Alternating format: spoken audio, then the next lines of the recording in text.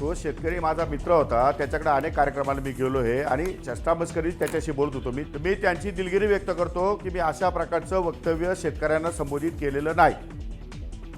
शेतकरी आणि कर्जमाफीच्या मुद्द्यावरून वादग्रस्त विधान करणाऱ्या कृषी मंत्र्यांकडून अखेर दिलगिरी व्यक्त. न्यूज 18 लोकमतच्या विशेष कार्यक्रमात कोकाटेंची दिलगिरी.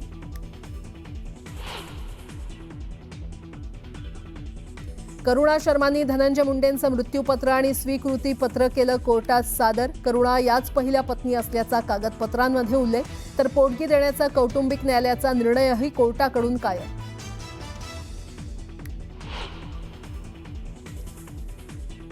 कलिंगड विक्रीच्या आडून बाळांची विक्री. बदलापुरातील धक्कादायक प्रकार समोर. वनविभागाच्या सतर्कतेनं आरोपीचा पर्दाफाश.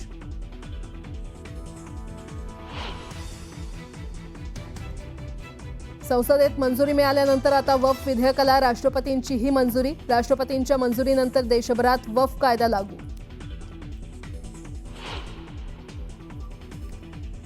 लातूरचे पालिका आयुक्त बाबासाहेब मनोहरेंचा डोक्यात गोळी झाडून आत्महत्येचा प्रयत्न. आत्महत्येचं कारण अस्पष्ट.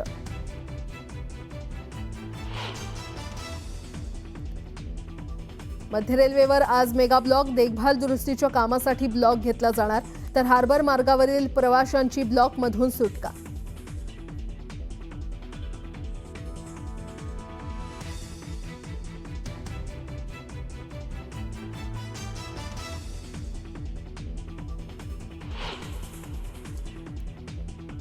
आगामी सिंहस्थ कुंभमेळ्याच्या पार्श्वभूमीवर नाशिकमध्ये आज बैठक. कुंभमेळ्याच्या नियोजनासंदर्भात अखिल भारतीय संत समितीची होणार बैठक.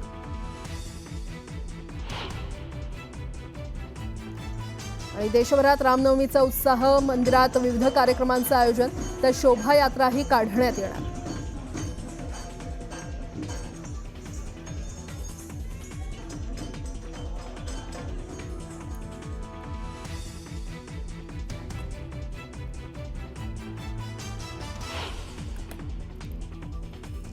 अयोध्येतील श्री रामजन्मभूमी मंदिरात पहाटेपासूनच दर्शनासाठी भाविकांनी मोठी गर्दी केली आहे. रामनवमीच्या पार्श्वभूमीवर अयोध्या नगरीमध्ये मोठा पोलीस बंदोबस्त तैनात करण्यात आला आहे.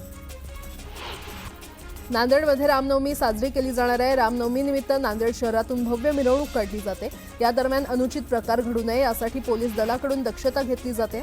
मिरवणूक मार्गावरील शिवाजीनगर येथील मस्जिदींसमोर पोलिसांनी लाकडी भिंत उभारली आहे. केंद्र सरकारच्या आवास योजनेअंतर्गत घरकुल बांधकामासाठी आता लाभार्थ्यांना 50,000 रुपये वाढीव अनुदान मिळणार आहे. पूर्वीच्या 1,20,000 रुपयांच्या अनुदानात 50,000 रुपयांची वाढ करण्याचा निर्णय ग्रामविकास विभागानं घेतला आहे.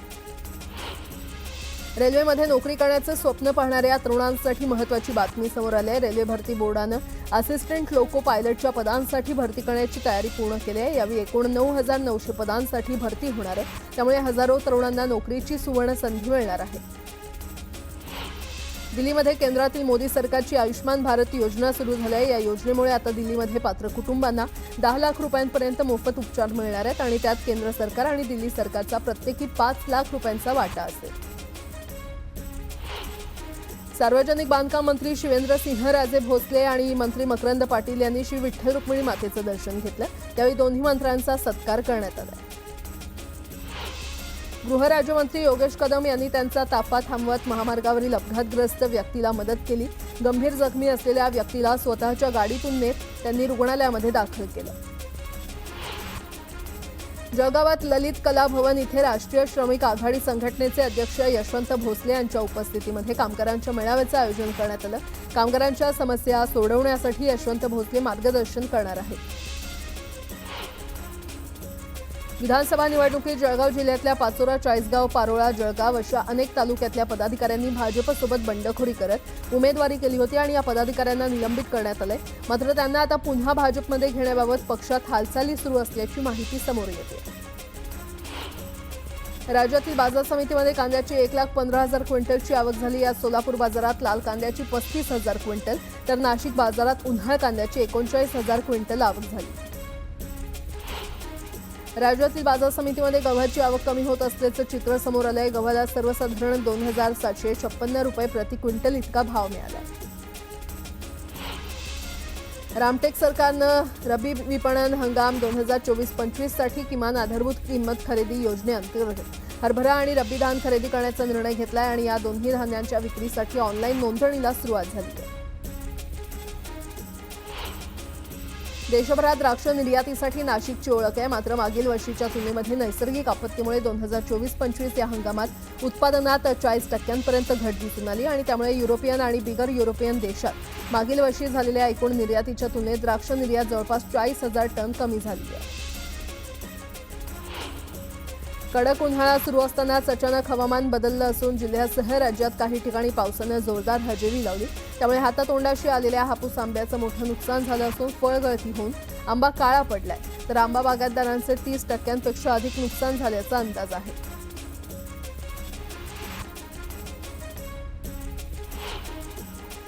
जलवाहिनीच्या कामकाजामुळे वांद्रे कुर्ला संकुल परिसरातील पाणीपुरवठा मंगळवारी 8 एप्रिलला 2.5 तासांसाठी खंडित करण्यात येणार आहे. तर खबरदारीचा उपाय म्हणून पुढील 4 ते 5 दिवस पाणी गाळून तसंच उकळून पिण्याचं आवाहन मुंबई महानगरपालिकेच्या वतीनं करण्यात आलं.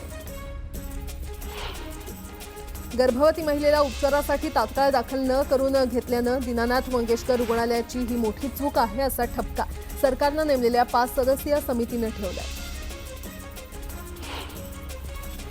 10 लाखांची अनामत रक्कम भरली नसल्यानं गर्भवती महिलेवर उपचार करणं नाकारून तिच्या मृत्यूला कारणीभूत ठरलेल्या दीनानाथ मंगेशकर रुग्णालयानं पालिकेचा 27,38,00,000चा मिळकत कर थकवलाय. सर्वेक्षणानंतर नोंदणीकृत फेरीवाल्यांना व्यवसाय करण्यासाठी महापालिकेकडून प्रमाणपत्र वाटप सुरू झालंय. यात योग्य कागदपत्र आणि अर्जासोबत नियमानुसार 1,400 रुपये शुल्क भरणाऱ्या फेरीवाल्यांना प्रति प्रमाणपत्र 3,000 रुपयांची अतिरिक्त मागणी केली जात असल्याचं समोर आलंय. मुंबई महापालिकेनं ह्युमन सोसायटी इंटरनॅशनल इंडिया यांच्या संयुक्त प्रयत्नातून करण्यात आलेल्या भटक्या श्वानांच्या सर्वेक्षणात मुंबईतील 19 वॉर्डात रस्त्यांवरील श्वानांची संख्या 21.8% आणि झोपडपट्ट्यांमध्ये 27.4%. मात्र मुंबईतील संख्या घटलेली आहे.